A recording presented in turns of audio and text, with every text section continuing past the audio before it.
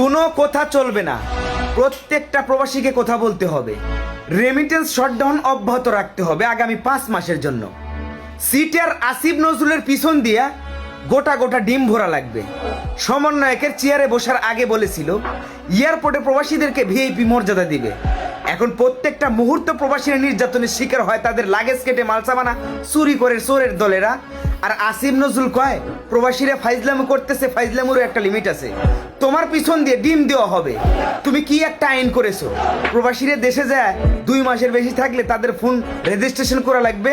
1 লাখ টাকা দিয়ে একটা ফোন কিনলে সেই ফোন 60,000 টাকা দিয়ে রেজিস্ট্রেশন করতে হবে। ফাইজলামো শুরু করছো?